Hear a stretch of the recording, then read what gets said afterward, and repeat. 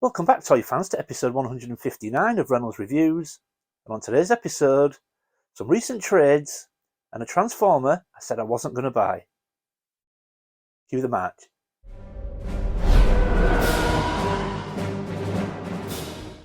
Welcome back, everyone. Now, like I said in the intro, today we're going to take a look at a couple of trades that I did in recent weeks, but also a Transformer that, if you follow the channel closely, you'll know that a few weeks ago I said I weren't going to buy it. And that was based on the price point. I just felt the price was too high. It's a lovely item, but I just felt it was too much money. But then I did get the opportunity to pick it up at what I felt was a not-to-be-missed price. So we're going to talk about that today as well. So let's jump straight in and take a look.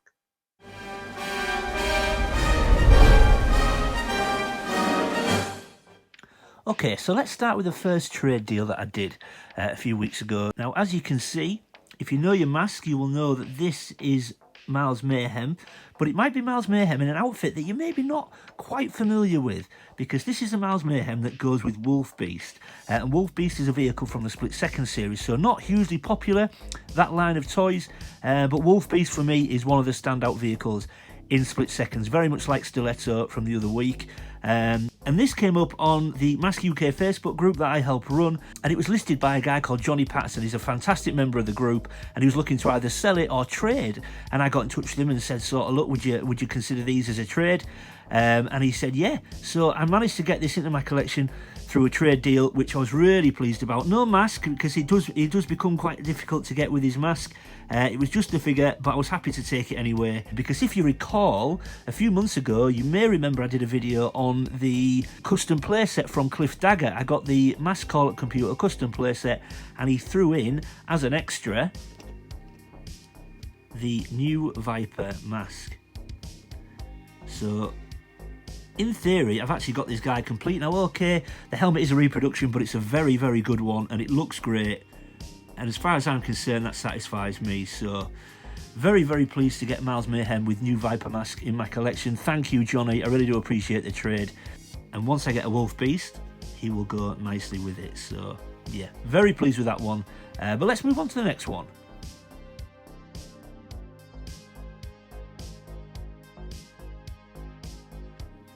Okay, and this is the second trade deal that I did recently. Now, again, another member of our UK Mask Facebook group got in touch with me, Andy Jones, great guy, got in touch and said that he had these to potentially move on. Was I interested? And instantly I said I was. Now, these are Miles Mayhem and Nash Gory. Now, if they look slightly different to the ones you normally see, that's because they are. So these are from a Euro 2-pack, and the Euro 2-packs, or the Euro figures, are often sort of brightly coloured.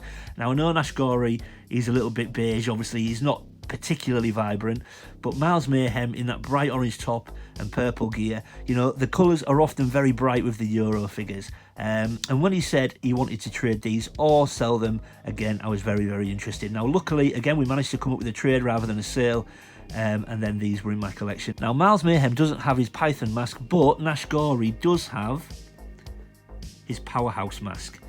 So I was very, very pleased to get these. Like I say, we came up with a trade, so I was really chuffed to get these into the collection. I did say I'm not going to chase Euro figures because I've got a very clear focus on where I want to be in my mask collection, and I am almost there. But when these figures come along and I've got a chance to get them in my collection for sort of little money, or even no money in this case, it was purely based on a trade, then I'm always happy to add them. So yeah, I just want to say again, thank you to Andy Jones, thank you to Johnny Patterson.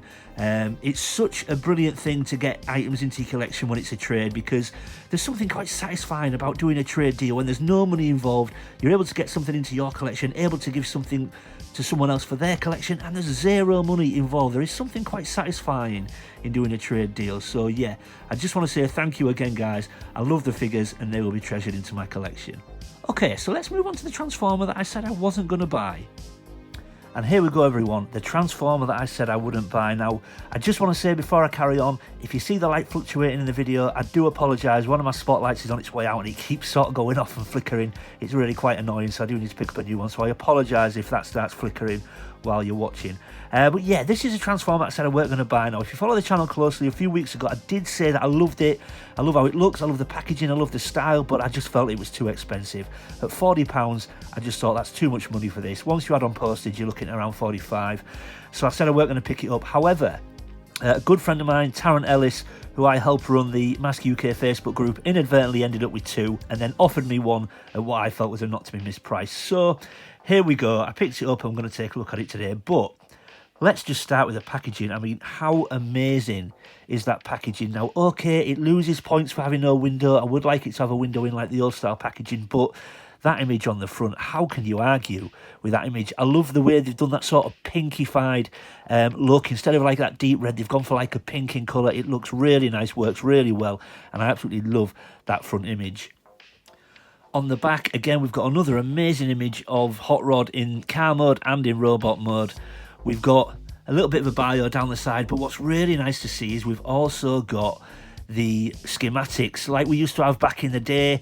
I'm not sure if we're going to get a decoder strip in this though, because it's actually quite easy to see the schematics on there, so I don't think you need a decoder strip. However, once I open it, it would be nice to get one. But yeah, so the packaging right from the get-go I think is amazing. Don't get me wrong, I would love it to have a window, but I think visually it's stunning.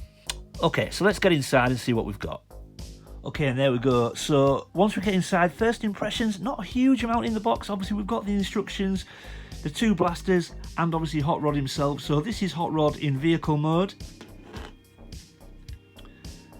And I've got to say, I actually really like that sort of new style colouring. They've got that pinkish sort of colour rather than that sort of really dark red that they had on the original G1. They've gone for like a pink tinge, which I actually think works really well. Obviously, it's in keeping with the packaging.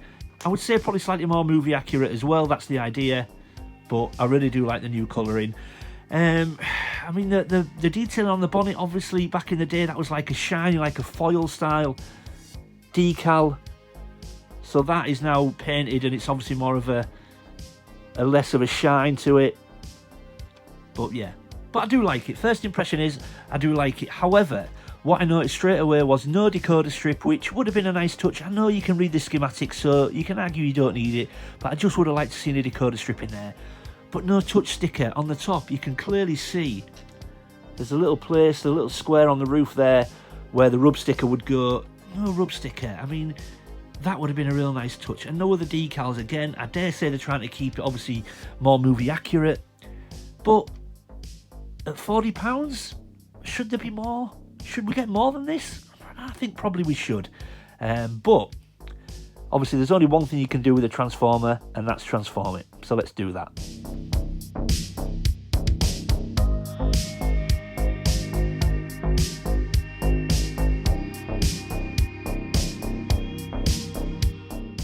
And there we go, fully transformed, and I've got to say, in robot mode, it does look wicked, man. And a really simple transformation as well. So one for Shabby, this one.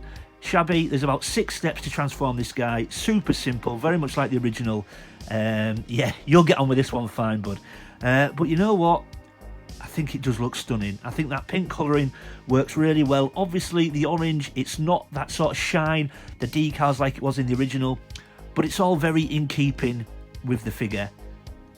It does look amazing, but I've got to say, I do miss those decals that he has on his shins in the original, and even to things like, and like I said, it is fitting with this Transformer, but I just look at these exhausts and I think they should be chrome. And that, yeah, and maybe I'm a traditionalist, but I just look at them and think they should be chrome. But the wheels are rubber tyres, so that works really well. When you look at him at the back, I do love the big yellow fin, a bit of a trademark of Hot Rod. Yeah, and it really is a cool figure. We've got die-cast feet as well, which really do add some nice weight to it. Gives it some real bottom-end weight. Really easy to stand, stands well. Holds the guns perfectly well as well. Yeah, awesome. One thing that did strike me though, when I was transforming it, it was very easy to transform, but at the end of the instructions, it shows you an image of Hot Rod transformed, but it also shows you him in a pose that this doesn't achieve. You can't achieve the pose with this figure because it's very limited in its articulation, so it doesn't twist at its legs, so you can only have the legs head on like that, and it doesn't have any articulation at the shoulders. Now the shoulders, the arms swing in and out, but you can't move the shoulders up and down, so you can't twist the shoulders so that you can raise his arm. Again, is that to be in keeping with the original G1? I don't know, but I've got to say overall I do love it. I really do. Do I love it more than the original G1? No. But I think it's got a really unique look, and I do like what they've done. So would I recommend this? I absolutely would. But would I recommend it at the price point? I would suggest you wait. Just see if you can get a better deal, because I think once you've hit postage, I think £45 is just too much for this. You know, I would have expected more, you know, a few extras in the box. You got the guns, you got the instructions, and you got the robot or the figure, and that was it. No decals, no decoder strip, no extras whatsoever, and at that price point, I think you should be getting more. But before we wrap up, let's just do some pros and cons. Okay, so let's start with cons. So con number one for me is no stickers and no decoder strip. I just think at the price, you should be getting more than that. Just the figure in the box, just the instructions and the guns, no stickers, no rub sign either. I just think they're essential for any Transformers. So I think at that price, I think you should get more with it. Con number two, no chrome. I've got to admit, I think the exhaust should still be chrome. I think chrome would still work really well on this figure, and I love the chrome exhaust. Whenever I see anything like that, I just think it's got to be chrome. So whilst it's in keeping with the figure, that sort of matte finish, I would have preferred to have seen the chrome. Con number three, limited articulation. Now again, I know this will be trying to be in keeping with the G1 and things like that, but it shows in the instructions a pose that the robot can't achieve. You know, so it just kind of seems a bit pointless. You know, it doesn't twist at the legs, it won't twist up at the shoulders. So yeah, maybe a little bit more articulation would have been nice. And con number four, the price. I just think at £40 RRP, once you put the postage on, 45 quid, I just think it's too much money. Personally, I think this should be around the £25 mark, maybe 30 at a push, but I just think it's slightly too expensive.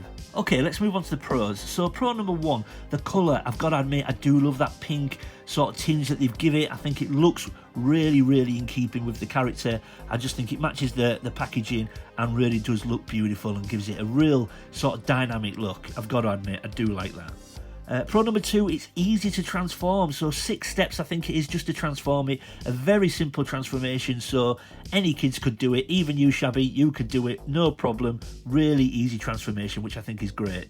Pro number three, the packaging. I love the box, even though I would prefer a window in the box. I think the colours, the image on there, I just think all looks stunning. The back of the box even looks great as well. Got the schematics on there like back in the day, and I think the packaging is beautiful. And pro number four, finally, the die-cast feet. Just to feel some die-cast on there, like back in the day. Again, original G1s had die-cast parts. It gives it some real bottom-end weight, makes it really easy to stand, and I just think it's a really nice touch and gives it some real stability. So, yeah, love that. And there we go, everyone. I hope you enjoyed that. I just want to say a big thank you once again to Johnny Patterson and Andy Jones for giving me 2 fantastic trade deals on the mask figures. Thank you, boys. They will be going into my collection and will be treasured. I really do appreciate the deals you gave me. But also a massive thank you to Tarrant Ellis for giving me a fantastic deal on Hot Rod. Like I said, I weren't going to get this in my collection because I just felt it was too expensive. But Tarrant gave me a fantastic deal and I just felt I couldn't pass it up for that. Overall, I do love it. Obviously, you heard my opinions on it. I just think at the price you should get a little bit more for your money. But I do like the figure. I really do think the colouring is great. I just feel that you should maybe get a little bit more for your money. But jump in the comments, tell me what you think. Do you like the figure? Do you like Hot Rod? Do you think you should get more? Do you think the price is fair? I'm always interested to hear viewers' thoughts. But yeah, there we go, everyone. I hope you enjoyed that. If you're new to the channel, thanks for stopping by and giving me a shot. I hope you'll consider leaving a like and subscribing. And if you're one of my existing viewers and existing subscribers, I know I say it all the time, everyone, but thank you for sticking with me. I really do appreciate it. Leave any comments or questions in the comment section below. I always try to read everyone's comments and get back to everybody. And as always, keep collecting. I'll see you next time.